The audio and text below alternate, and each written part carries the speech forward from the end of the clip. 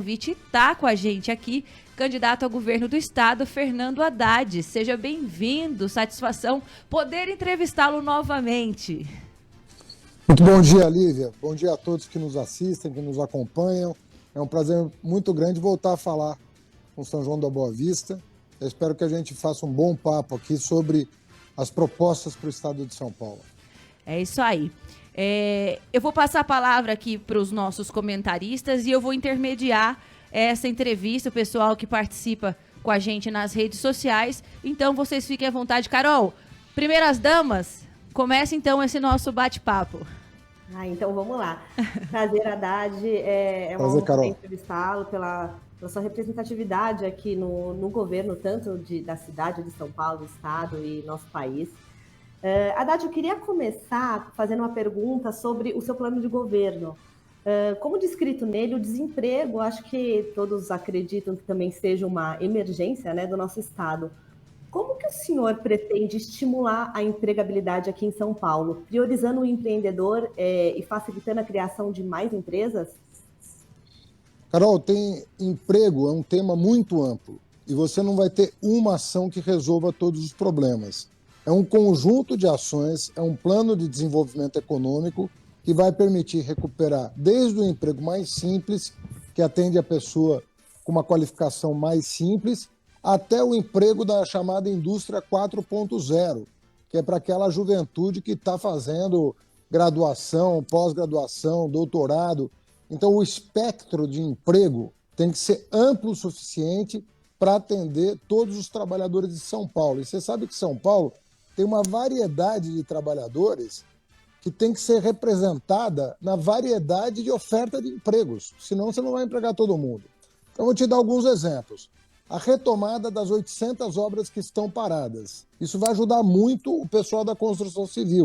Você tem trabalhadores da construção civil que hoje estão de braços cruzados. Então, as 800 obras paradas vão ter que ser retomadas imediatamente para a gente gerar emprego. Você sabe que boa parte delas é no interior do estado. Então, isso favorece, inclusive, a descentralização de empregos. Outra coisa muito importante é qualificar o ensino médio de São Paulo, que na comparação com o Brasil não está bem. Muitas pessoas não sabem que o melhor ensino médio do Brasil é público, é o ensino médio federal. E vocês aí em São João têm uma unidade do IFE para demonstrar isso. Quem sai do IFE, qualquer IFE, são 37 unidades no estado de São Paulo que eu inaugurei. Quem sai do IFE sai empregado. Ou seja, você prepara a juventude para aquele tipo de emprego que é um emprego de alta remuneração e qualificado, competindo com os melhores empregos do mundo. Então você tem que ter um ensino médio de qualidade. Outra coisa é combater a evasão da educação superior. Você sabe que eu fui o responsável pela maior expansão do acesso da juventude trabalhadora à educação superior. Mas o que está acontecendo hoje, Carol? Os meninos estão evadindo por falta de condições financeiras para concluir o curso. Eu vou criar um programa de emprego para essa meninada que está fazendo universidade, mas não tem dinheiro para se manter. Eu vou empregá-los para garantir que eles concluam a graduação, né? Eu não quero que eles fiquem no meio do caminho, no segundo, no terceiro ano, e abandonem o seu curso. Esse pessoal tem muito valor, tem nota alta no Enem, mas às vezes não tem condições financeiras de terminar. Por fim, eu vou criar um sistema estadual de inovação. Eu vou pegar todas as universidades públicas do estado, federais e estaduais, Unifesp, USP, Unesp, Unicamp, UFSCar, o próprio Instituto Federal, e vou montar com o setor privado um sistema de inovação que permita ao governo do estado atrair as empresas que nós estamos perdendo. Nesse governo atual, nós perdemos inúmeras empresas, ou para outros estados, ou para a Zona Franca de Manaus, ou até para outros países. São Paulo está se desindustrializando. Qual que é a solução para a desindustrialização? Primeiro, parar de aumentar imposto. O governo Dória e Rodrigo Garcia aumentaram impostos durante a pandemia. Isso favoreceu a guerra fiscal contra o estado de São Paulo, porque os nossos vizinhos, os estados de Minas e Mato Grosso do Sul, reduziram impostos. Nós estamos perdendo empresas para esses estados. Mas qual é a maneira da gente reter a empresa aqui? Só com tecnologia e conhecimento. E nós temos isso, mais do que qualquer outro estado da federação. Nós respondemos por mais de 40% da produção científica brasileira. Se o governo do estado entrar fazendo a parceria com o setor privado, nós vamos manter as empresas de alta tecnologia aqui. E aí você vai ver essa juventude surfando aqui no emprego. E eu queria falar de uma última coisa que pode parecer uma perfumaria, mas não é. O setor que mais cresce no mundo é o setor da cultura. Produção de audiovisual, produção de games, uma série de empregos na área do entretenimento. E o estado de São Paulo investe muito pouco na produção cultural. 0,3% só do orçamento. E nós temos que levar para o interior uma experiência como, por exemplo, a da SPCine, para que os jovens do interior possam fazer as suas produções, né? E colocar os seus vídeos, o audiovisual que produzem, para gerar emprego e renda nas plataformas digitais que hoje são, vamos dizer assim, no mundo inteiro, aquilo que mais gera emprego e renda. Sem dúvida, candidato. O senhor comentou sobre reindustrialização, que é extremamente importante, a indústria nacional praticamente morta, né, candidato? Investimento em educação e o empreendedor. A gente sabe que, especialmente nas comunidades também, muito jovem querendo empreender. Vai ter algum trabalho focado no empreendedor para ele conseguir tirar o Estado forte ali de cima dele, ele conseguir empreender, recolher seus impostos de uma forma digna? Tem algum projeto nesse sentido? Olha, eu acho que o Super Simples, que foi criado nos nossos governos, ele foi um grande estímulo ao empreendedorismo. As MEIs também, o MEI, né, o microempreendedor individual, também foi altamente favorecido. O que precisa para o empreendedor decolar? Ele precisa de duas coisas. E sem isso, ele vai continuar com dificuldade mesmo se os impostos forem reduzidos. O primeiro é acesso à tecnologia. Por isso que eu falava do Sistema Estadual de Inovação. Ele tem que ter uma parceria com instituições que produzem conhecimento. E o Estado tem que colocar isso a serviço dele. A outra coisa é crédito barato. O juro voltou a crescer, já está em mais de 13% ao ano a Selic. O crédito para o microempreendedor está altíssimo. Ninguém consegue pagar 30%, 40% de juro ao ano. Não tem empresa que consiga gerar tanto lucro para pagar o banco e ainda sobrar alguma coisa para o empreendedor. Então, o Desenvolve São Paulo, o Banco do Povo, essas coisas têm que funcionar para o microempreendedor. No mundo inteiro, eu digo isso porque eu conheço, eu fui ministro da Educação 7 anos, estudei isso muito tempo. No mundo inteiro, sem acesso ao conhecimento, sem acesso a crédito barato, a empresa, por mais exitosa que ela seja, ela vai morrer. Ela vai ter aquela chamada mortalidade precoce. Ela não sobrevive 1, 2 anos.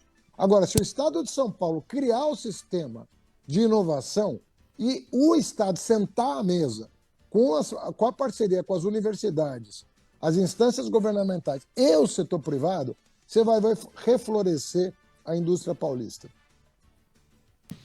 Antes de passar a palavra aqui para os meninos também, só registrando a participação dos ouvintes. A Fernanda está mandando um bom dia para toda a bancada. Josué Pereira também participando com a gente. Karina Ribeiro mandando um bom dia.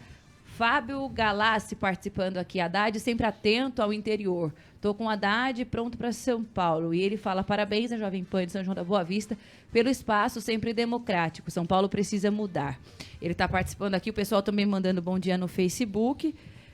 Tem pergunta também, o Rui mandando bom dia, Benedita Camargo, Erasmo, a Naira ela gostaria de saber do candidato sobre a saúde no estado de São Paulo. Eu vou passar só a pergunta para os meninos, aí depois a gente faz uma rodada com todas as perguntas que estiverem chegando aqui para a gente através dos ouvintes da Jovem Pan. Do Pirajá, com você. Bom dia, Haddad, prazer aqui te receber. Obrigado pelo seu tempo, eu sei que é uma época bem concorrida aí. Haddad, né, no último debate ali, eu vi que foi abordado ali o tema de privatização. Uhum. E teve um momento que você pediu para o eleitor comparar as tarifas ali da telefonia do passado, antes de privatizar, né, com as tarifas de hoje. dando a entender que antigamente era mais barato ter telefone, fazer ligação. Eu queria entender melhor ali, porque eu acho que talvez pelo tempo não tenha ficado muito bem explicado, ou que você pudesse esclarecer melhor. Você acha mesmo que seria mais barato hoje a telefonia? Eu lembro que a gente tinha um custo alto para adquirir o telefone até na época, que até se tornava ação da empresa na época, né? E era muito pouca gente que tinha acesso também a esse tipo de serviço. Ele não tava, hoje é muito popularizado, todo mundo praticamente tem acesso à telefonia, tem acesso à internet de boa qualidade aqui, pelo menos no estado de São Paulo, estou falando, né? Você acha mesmo, claro, só encerrar aqui, você acha mesmo que esse modelo não deu certo? Como seria o modelo ideal desse tipo de privatização? São duas coisas diferentes. A primeira é a privatização da energia elétrica, do acesso à energia. Prometeram que a tarifa de energia elétrica ia baixar com a privatização. E ela subiu, como você sabe. Subiu muito a tarifa de energia e eu convido aqueles que nos acompanham a comparar quanto pagavam de energia elétrica, que foi o exemplo que eu dei, e quanto pagam hoje. Quanto que a energia elétrica custa do teu orçamento, toma do teu orçamento. A outra coisa que eu falei, mas como você mesmo reparou, o tempo ali de 1 minuto é muito exíguo para você explicar. O Brasil está em 83º lugar em tarifa de telefonia no mundo, porque a privatização foi mal feita.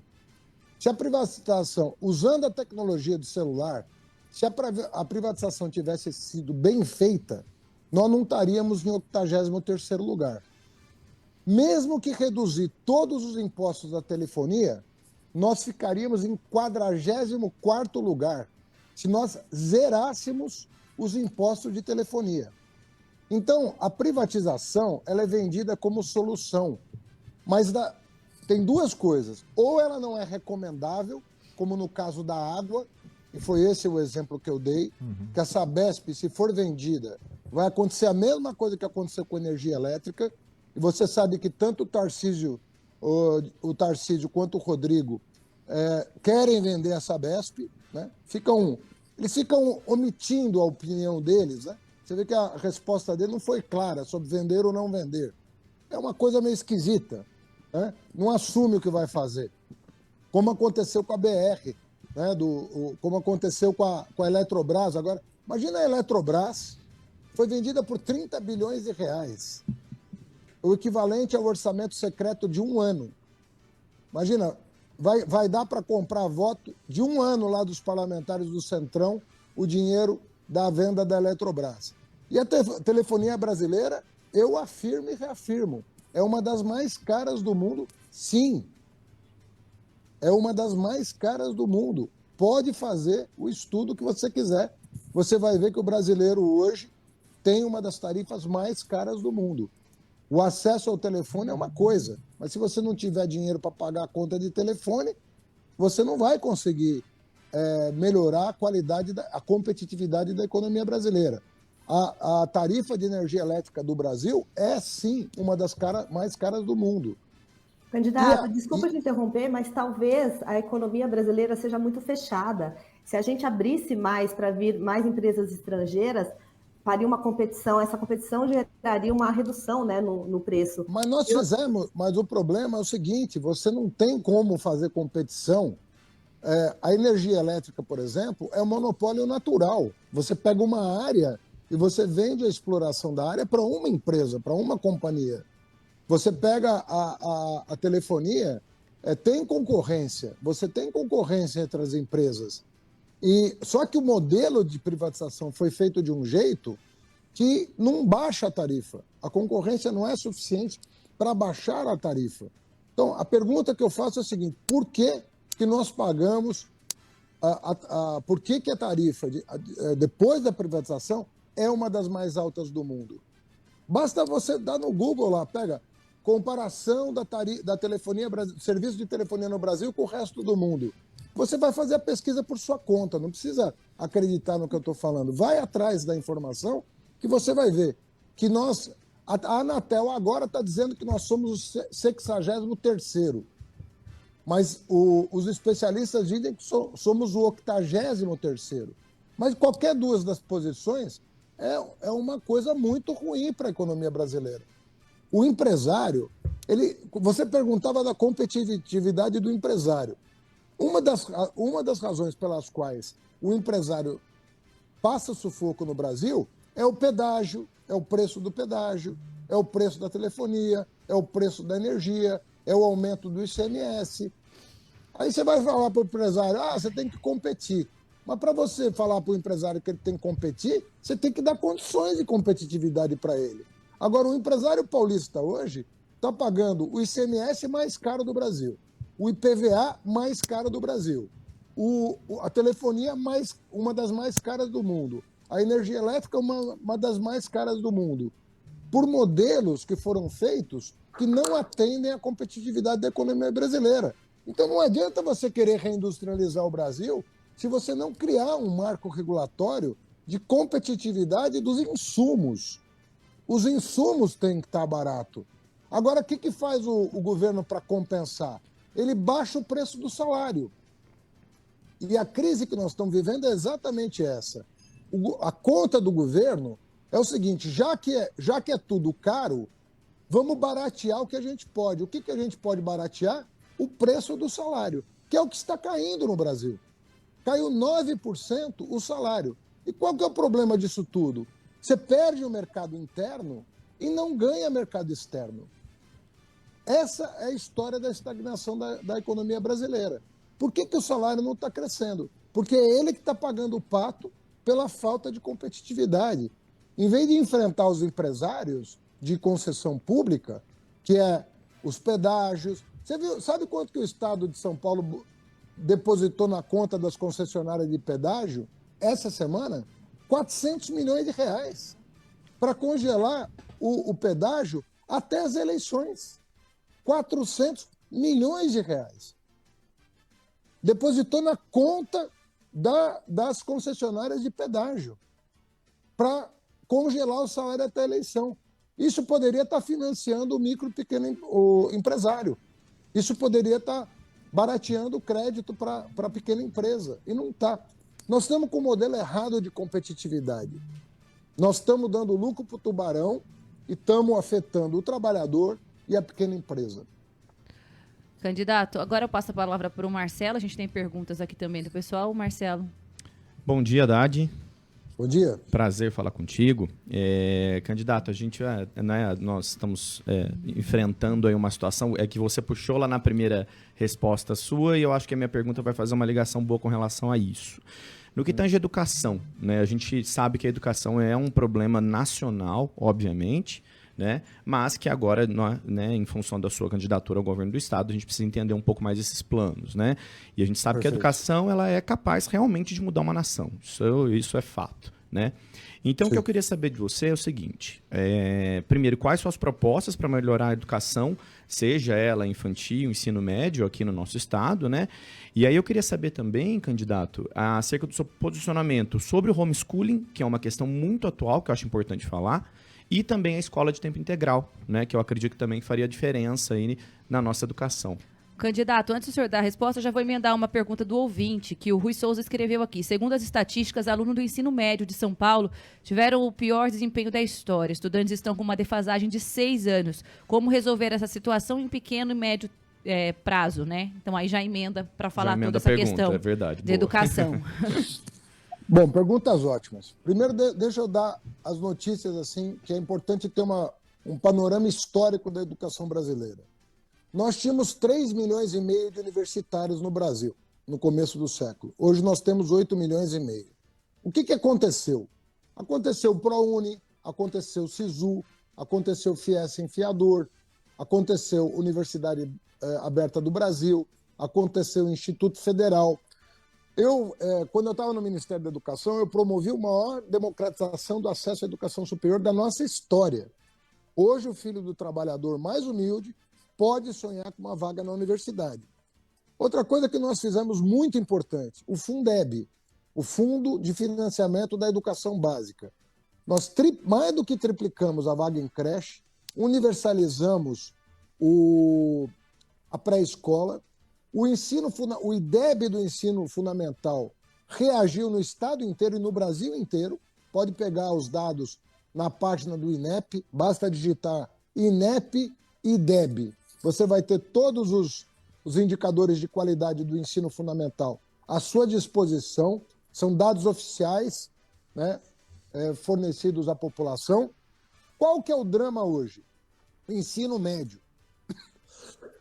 Nosso ensino médio está lamentável. E isso é atribuição exclusiva do governador do estado. Não tem a quem... Ele não pode culpar ninguém, porque a Constituição diz que o ensino médio é de competência do governador. Então ele não pode culpar ninguém.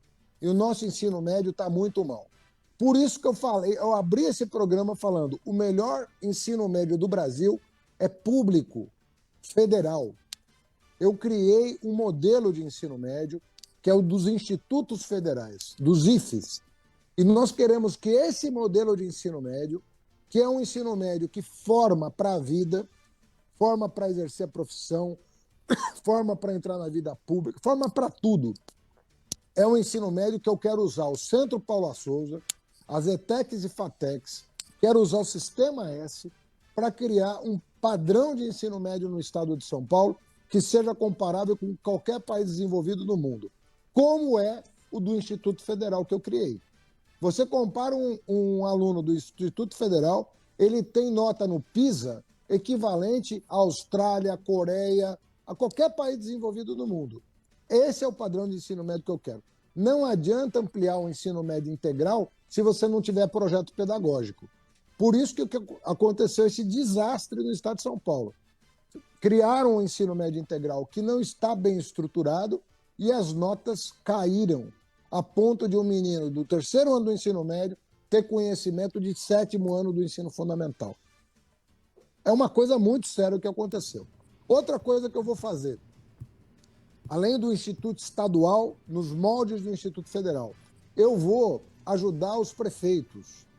Nós estamos com um problema de analfabetismo de criança que voltou em função da pandemia e não foram tomadas as providências necessárias para que essas crianças fossem recepcionadas adequadamente. Eu vou chamar os 645 prefeitos e nós vamos fazer um pacto lá no Palácio dos Bandeirantes pela alfabetização de crianças, com apoio técnico e financeiro do governo do estado, para recuperar o que foi perdido durante a pandemia e contra o que não foi feito nada esse ano com a volta às aulas presenciais. Nós precisamos enfrentar esse problema de uma vez por todas.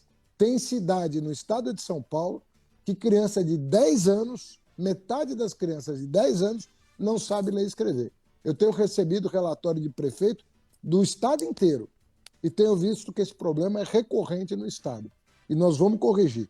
Então nós vamos ter foco na alfabetização das crianças e vamos ter foco no ensino médio. São os dois maiores problemas. E tem uma terceira questão que eu queria fazer menção. Eu nunca vi o magistério tão maltratado por um governo quanto o governo Dória Rodrigo Garcia. Nunca vi. Eu estou falando na qualidade de professor estadual, que eu sou professor da Universidade Estadual, professor da USP. Eu nunca vi o magistério da educação básica nesse estado tão maltratado. Não foi tudo feito errado contra o professor. Eu não sei que tamanha raiva de professor esse governo tem, mas até confiscar aposentado, eles confiscaram, acima de um salário mínimo. Um salário mínimo. Imagina você. Candidato, eu vou só chamar um intervalo rapidinho para a gente tomar uma água, que tem mais perguntas de ouvinte chegando aqui. É rapidinho o intervalo e a gente já continua o nosso bate-papo.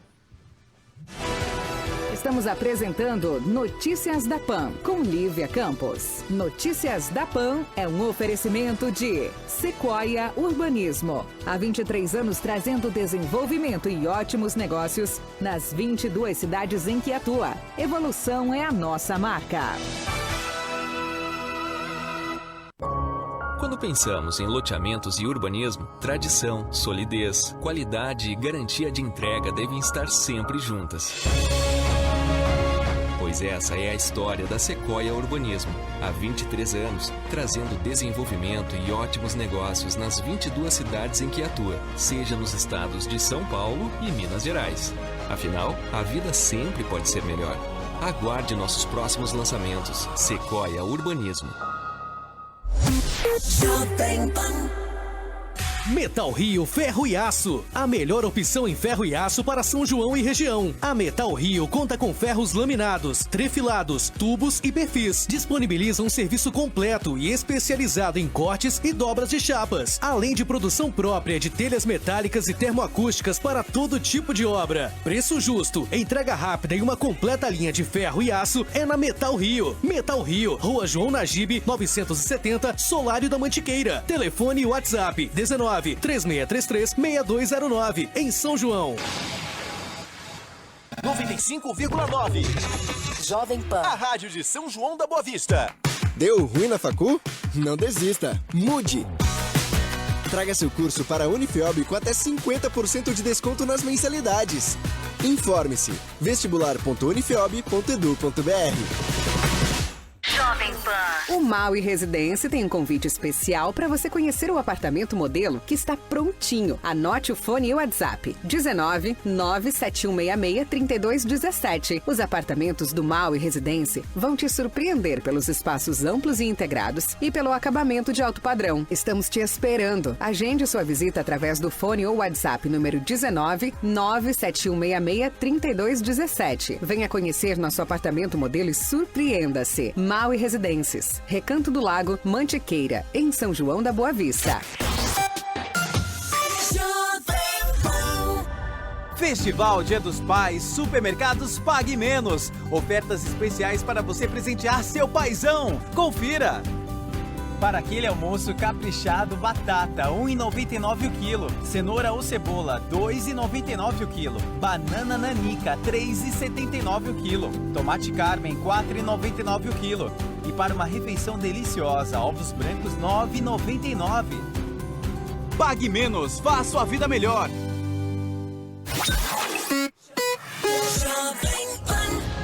Pai é inspiração. É ser exemplo, ser amigo e também professor. E para todos os tipos de pai, existe um modelo perfeito da Pegada. São calçados sociais, sapatênis, botas e sandálias feitos para o homem moderno. Feito para os melhores pais.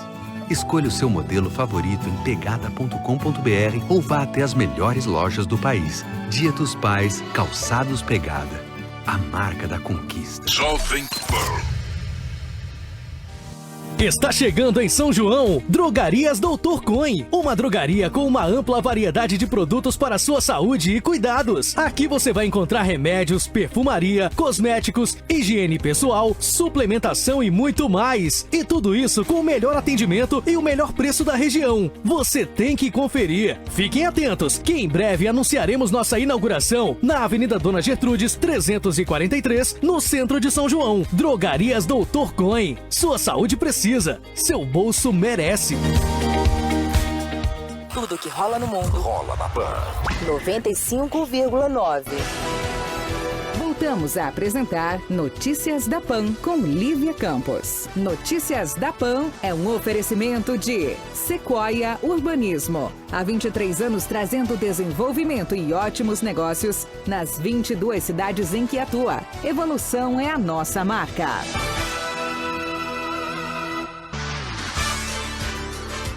8h38, estamos de volta com Notícias da Pan desta quarta-feira. Hoje recebendo aqui ao vivo Fernando Haddad, candidato ao governo do estado de São Paulo. A Dagmar Fátima Brum registrando aqui, bom dia Jovem Pan, parabéns por proporcionar a oportunidade de conhecer melhor as propostas desse candidato. Excelente. Ainda nessa questão, temos perguntas da educação e temos também da saúde. Vamos continuar na educação, então depois a gente muda? Porque o pessoal... Tiago Batista mandou aqui, candidato, por gentileza, para que o senhor fale do homeschooling, que é um tema importante aqui para a nossa região. Olha, eu acho uma proposta equivocada. Eu acho que a escola, tirar o filho da escola vai dar muito errado. Eu acho que a escola é essencial para a criança conhecer o mundo, ela tem que sair, ela tem que conviver com crianças diferentes, ela tem que saber o que é diversidade, ela tem que saber conhecer os coleguinhas, aquele tempo dentro da sala de aula, nos trabalhos coletivos, no pátio, no recreio. Tudo isso é muito fundamental para o processo de socialização. A criança precisa se socializar e, para isso, ela precisa conviver com um ambiente coletivo. Ela precisa ter vários professores, ela precisa conviver com várias perspectivas, ela vai mudando de ano, ela vai conhecer outro professor, outra professora, né? Vai entrando gente na escola, saindo gente da escola, ela vai se interagindo com a diferença, interagindo com outras perspectivas, e a escola ela jamais vai substituir a família, mas a escola é complementar à família. A família tem o seu papel e sempre terá, e é o papel mais importante, mas ela não é exclusiva. Ele precisa de outro, dessa dimensão da convivência. Então, a proposta do Bolsonaro de tirar as crianças da escola e educar em casa é uma coisa muito atrasada mesmo. É quase medieval. Perfeito. Mais uma pergunta na área da educação. Márcio Camarinha diz aqui que o senhor apoia a POSP, que fez de tudo para não voltar às aulas presenciais. Aí ele questiona se a educação vai mudar com o padrão Paulo Freire. Segundo ele, vê como está o ensino dos jovens atualmente, que não sabem fazer contas básicas, escrevem errado e, o pior, não conhecem a história. Escola tem que ter disciplina e matéria curricular. O que o senhor acha da escola cívico-militar? Os alunos estão sempre melhores. Acho que foi isso que ele quis dizer aqui. Eu não acho não, viu? Eu gosto do modelo do Instituto Federal, como eu falei. Primeiro que o ensino fundamental de São Paulo, sobretudo aqueles que são das prefeituras, ele evoluiu. Você pegar os indicadores de qualidade, sobretudo no meu período de ministro, volto a falar, né? Se você pegar na página do INEP, que é quem cuida da qualidade, quem mede a qualidade do ensino no Brasil, é um órgão do MEC chamado INEP. Ele é que faz as provas nacionais, a Prova Brasil, e tem um indicador de qualidade que chama IDEB. E o IDEB do ensino fundamental reagiu muito, pelo menos até a pandemia, né? Ele reagiu muito. A maior crise que nós estamos vivendo é do ensino médio, né? E conforme eu disse, com a pandemia, a questão da alfabetização de criança. Mas o melhor modelo de ensino do Brasil é o do Instituto Federal, é o ensino médio federal. Eu não gosto de misturar escola com milico, com militar, com religião. Acho que a escola tem que ser para todos, sabe? A escola tem que ser para todos. Essa coisa de escola segregada, escola com intolerância racial, preconceito contra a religião, outras religiões. Eu acho que todo mundo precisa ser respeitado, sabe? Eu sou cristão, mas eu jamais vou ser intolerante com alguém que não seja cristão. Como a gente viu essa semana, o governo ser contra outras religiões que não a cristã. Sabe, todo mundo tem liberdade. Tem gente que é judeu, tem gente que é de religião de matriz africana, tem gente que é budista, tem gente que é espírita. Nós temos que ser tolerantes. Nós não podemos admitir a intolerância religiosa. Não podemos admitir isso na escola, não podemos admitir isso em lugares públicos. Essa coisa de você querer hostilizar quem não é da sua religião é uma coisa muito, muito grave. Você sabe que meu pai é libanês. Meu pai veio para o Brasil em 1947. Ele veio para o Brasil porque um dos problemas do Oriente Médio era a intolerância religiosa. Ele era da minoria cristã e não era respeitado por ser cristão. Então, como é que agora ele, como cristão, vai ser intolerante com quem é minoria? Quem é minoria tem que ser respeitado. Então, essa coisa de misturar religião, misturar forças armadas, misturar isso tudo com escola, não é bom. Não é bom. A escola é pública, ela tem que ser para todos, ela tem que ser inclusiva, ela tem que ter espaço para todo tipo de pessoa, para todo tipo de criança. A criança tem que ser respeitada, se for negra, se for branca, se for homem, se for mulher, nós não podemos fazer distinção. Todo mundo tem que ter espaço para crescer. E eu sou muito contra a intolerância religiosa, muito contra. Isso vai criar problema no Brasil. O Brasil não precisa disso, o Brasil já tem problemas demais para criar mais um, que é a intolerância contra negros, contra pessoas de outras religiões. Vamos abraçar a nossa religião e vamos respeitar das demais pessoas. O que a primeira-dama fez foi uma coisa horrorosa, preconceito contra as pessoas. Isso é muito, muito, muito feio. Quer dizer, tudo que não é da tua religião é o demônio. Não é assim que se convive com as pessoas, não. Todo mundo tem que ser respeitado nas suas crenças e na sua fé. Perfeito. Carol Corimbaba, voltamos com você. Candidato, quase uma sabatina hoje já, logo cedo. Vou mudar um pouquinho de assunto agora, que é outro ponto que eu achei muito destacado no seu plano de governo, que é em relação à sustentabilidade. Até a Marina Silva estava sendo cogitada para ser sua vice por conta disso, né, o impacto que ela tem também nesse assunto. O que eu queria saber do senhor é qual a sua visão de relação entre o agronegócio nacional, não apenas o do Amazonas, né, mas o nacional, e a proteção do meio ambiente. Olha, a sua pergunta não podia ser melhor. E eu quero dizer isso com todas as letras, porque as pessoas acham que nós somos uma ilha de prosperidade e que o que acontece fora de São Paulo não vai afetar a vida dos paulistas. Esse estímulo ao desmatamento da Amazônia está causando prejuízo para nós, paulistas. Nós precisamos dizer isso.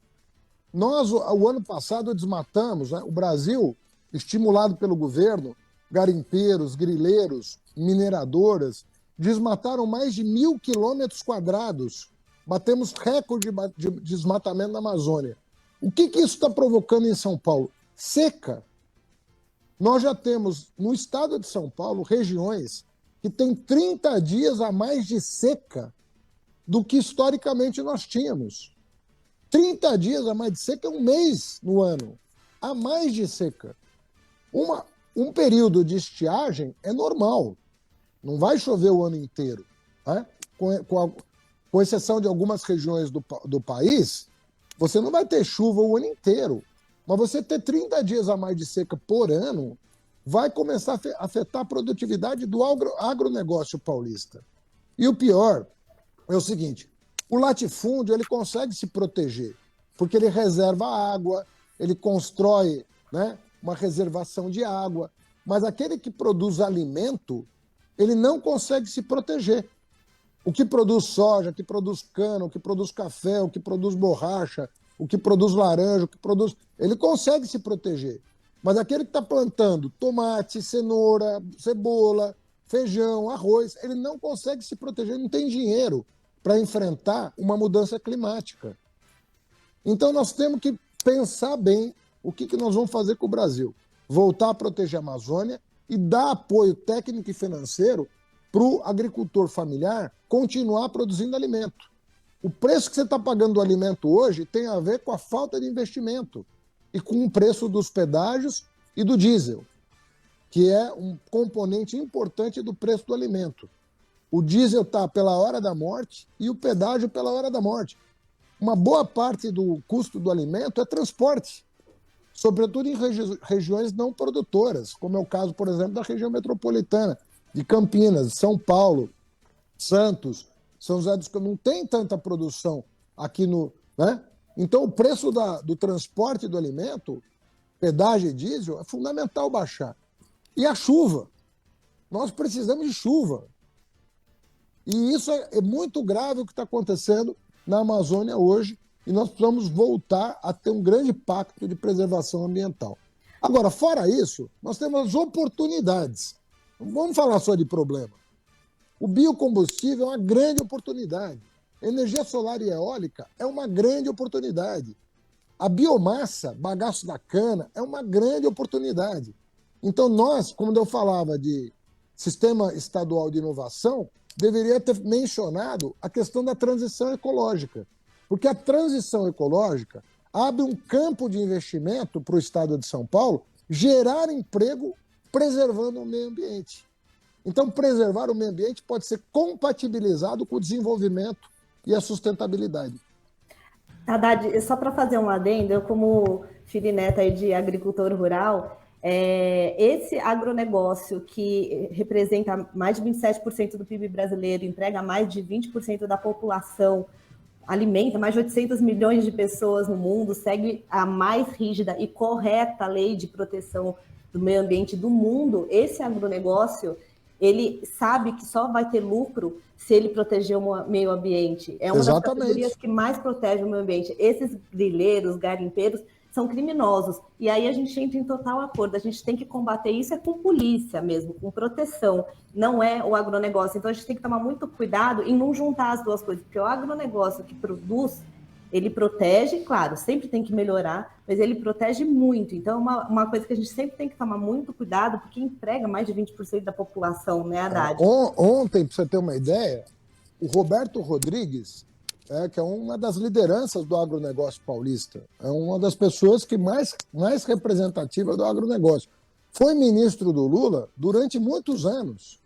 E nós aumentamos a produção do agronegócio como nunca, e, ao mesmo tempo, combatemos o desmatamento como nunca. Como você lembrou, a Marina Silva era a nossa ministra do Meio Ambiente. Foi o menor índice de desmatamento da nossa história quando ela era ministra. Ou seja, é mentira. É mentira que para você aumentar a produção, você precisa desmatar.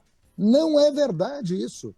Pelo contrário, hoje com tecnologia, você aumenta a produção às vezes com uma área plantada menor, até reflorestando. Então, você tem toda a razão. Nós não podemos misturar o nosso agronegócio e a agroindústria, inclusive, de ponta, que nós temos aqui no estado de São Paulo e que merece toda a consideração. Nós não podemos misturar isso com o que está acontecendo de grilagem, desmatamento, mineração ilegal na região norte do país, e que está afetando o agronegócio paulista para pior. Está piorando as condições da nossa produção agrícola. Então vamos separar o joio do trigo, porque é assim que a gente vai desenvolver o país. Enaltecer a tecnologia, enaltecer a Embrapa, que é uma empresa estatal que fornece tecnologia para o agronegócio, a parceria do setor público com o setor privado, né? Você sabe que o crédito todo do agronegócio é público, né? Majoritariamente, é Banco do Brasil, são programas de compra de implementos agrícolas. Nós chegamos a financiar implementos agrícolas a 2% ao ano de juro. 2% ao ano. Hoje acabaram esses programas. Então vamos separar uma coisa da outra.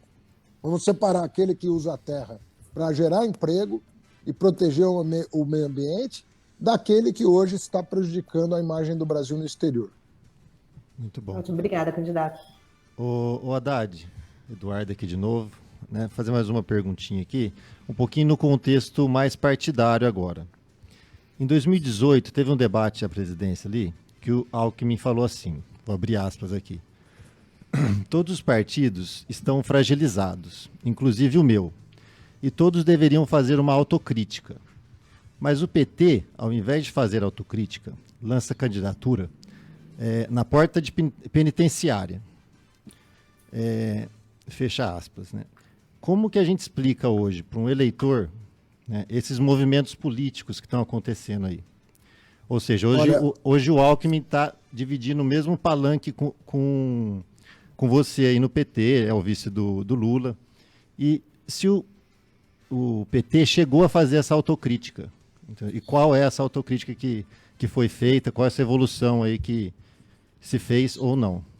Olha, na verdade, eu acho que é muito fácil entender o que está acontecendo. Em primeiro lugar, a gente sempre defendeu a tese de que você não pode acusar uma pessoa antes dela ser julgada. Você não pode acusar uma pessoa antes dela ser julgada. E nós dizíamos com todas as letras, o Moro vai ser condenado pela ONU. Não é pelo STF, não. É pela ONU. As Nações Unidas vão condenar o Moro e vão condenar o Brasil pelo que estão fazendo com o Lula de impedir ele de disputar a eleição. Veja só, o Lula foi impedido de disputar uma eleição sem ter concluído o julgamento dele. Sem ter concluído o julgamento dele. E com todos os indícios de que o Moro tinha trapaceado no processo. Todo mundo viu que o Moro trapaceou. O mundo inteiro viu que o Moro trapaceou. A ONU viu que o Moro trapaceou. O que o Alckmin hoje reconhece? Reconhece que isso aconteceu mesmo. Depois que a ONU deu ganho de causa para o Lula, e eu, modestamente, sou um dos advogados do Lula, fui um dos advogados do Lula, ficou evidente a trapaça. E outra coisa, nós temos que levar em conta que o Brasil está sendo destruído. Você tem hoje, o Ministério da Saúde não existe no Brasil. Ciência e tecnologia, meio ambiente, educação, relações exteriores, cultura, tudo isso está sendo desmontado no Brasil. O Alckmin tem espírito público. Ninguém pode me acusar. Quando o Alckmin foi agredido por um empresário, eu saí em defesa dele, eu sendo do PT, ele do PSDB. Eu saí em defesa dele. Está gravado. Ao vivo na Rede Globo. Ao vivo na Rede Globo. Ele era do PSDB, estava concorrendo comigo a presidente da República, e eu defendi a honra dele, porque ele estava sendo agredido por um empresário corrupto. E eu falei, está errado isso. Nós não podemos fazer isso. Então, ali no calor de 2016, 2018, aconteceu muita coisa desse tipo. Só que a história demonstrou quem estava certo no caso do Lula. Não é defesa generalizada, não. Eu sei que teve diretor da Petrobras que fez coisa errada. O que foi errado foi querer envolver o Lula naquela coisa, que não tinha nada a ver com a presidência da República, tinha a ver com uma diretoria da Petrobras. Então, eu acho que a gente hoje não pode tratar da mesma maneira o que se passou em 2016, 2018. Ou a gente aprende com a história, e aí a própria imprensa tem que fazer um meia-culpa, ou nós não vamos aprender com o que se passou. Nós temos que aprender com a história. E a história está escrita. Não tem mais o que discutir. A ONU já falou. O que mais nós podemos fazer para demonstrar que o Lula foi perseguido pelo Moro? O que falta fazer? O que falta? Nós ganhamos todas as ações contra o Moro. E o Lula nunca foi condenado por outro juiz que não fosse o Moro. É coincidência, né? Não foi por um colegiado, né? Na segunda instância. Pelo TRE. Confirmou a condenação dele. Tudo sentença trapaceada pelo Moro. Porque o mérito não foi anulado, né, pelo STF. Foi a maneira como foi feito. Quando você prova que um juiz... Questão da incompetência. Quando você prova, né? Que não deveria ser em Curitiba, que um juiz não foi honesto com o réu, o que mais você pode querer? No mundo inteiro, isso teria um tratamento devido. Aqui parece que a insistência é dizer que não é bem assim. É bem assim. A ONU diz que é bem assim. Que o Moro foi trapaceiro. Candidato, desculpa interromper aqui, senão vai cair o sinal da conexão aí do link, que temos 10 minutos. Marcelo tem a última pergunta para responder para a gente se despedir, senão vai cair o candidato, vai sumir o Haddad da tela. Senão não consegue falar tchau. Encerrar, candidato. Some comigo. Vamos lá. Candidato, é o seguinte, mudando um pouco também de cenário, eu queria falar um pouquinho sobre a questão da segurança pública, tá? Agora ela envolve a questão do Estado, que eu gostaria de entender essa questão da segurança pública no Estado, que a gente sabe que São Paulo sofre muito com isso, né, nessa situação. E, obviamente, não tem como a gente não falar sobre essa recente decisão da Câmara dos Deputados, né, colocando um fim nessas saidinhas. A gente sabe que o nosso país sofre muito com a questão da impunidade, essas situações, essas benesses que, vamos dizer assim, que em tese vão trazer a ressocialização do preso. A gente sabe que nós não temos um sistema apto a isso, né? Então, eu queria saber, né, devido até à situação na Câmara dos Deputados, a gente ter visto que a maioria dos deputados que são da coligação do PT acabaram votando a favor de manter as saidinhas, e isso dá aquela sensação de impunidade. Então, o que eu queria saber? Qual é o seu pensamento sobre isso? Né? Tirando questão partidária, eu quero saber o pensamento do candidato Haddad, né? E o que você pensa sobre isso para atuar aqui no nosso estado. E já emendando a pergunta do Tiago Pereira sobre segurança pública, ele pergunta do efetivo, o aumento do efetivo da PM no estado. Já podemos encerrar com essa, então. Tá. Bom, várias coisas. O maior problema do estado de São Paulo hoje é que nós não temos investigação dos crimes. Você não tem quem investigue.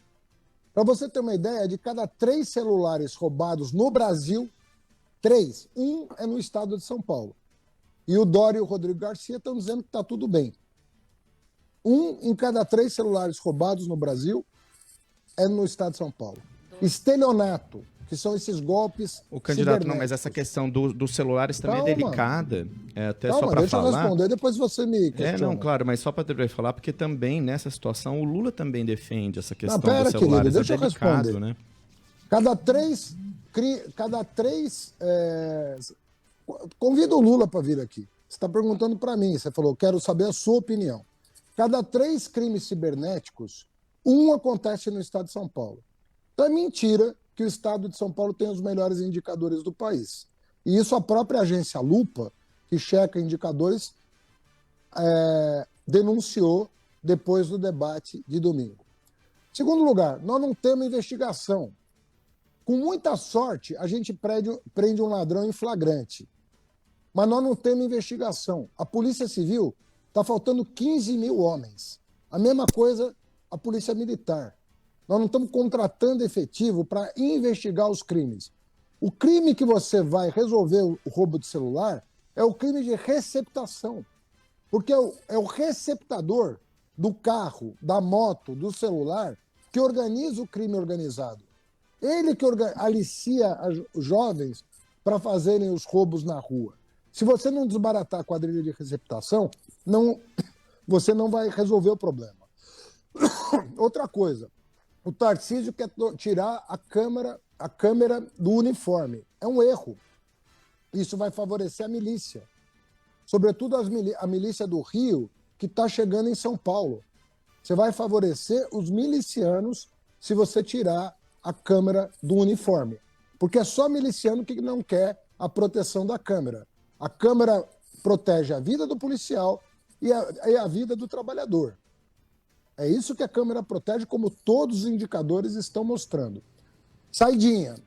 Você não pode comparar a saidinha de uma pessoa que representa risco para a população, um crime grave contra a vida, um estuprador, um grande traficante, um assassino, um latrocida. Você não pode comparar isso, às vezes, com uma mãe que está, porque pegou uma maçã na feira para alimentar seu filho e que, porventura, está presa e não conseguiu um habeas corpus, você não pode tratar desiguais. Tem muita criança que está órfã. Às vezes a chefe de família é uma mulher, sozinha. E você teve o maior aumento de encarceramento feminino da história no último período.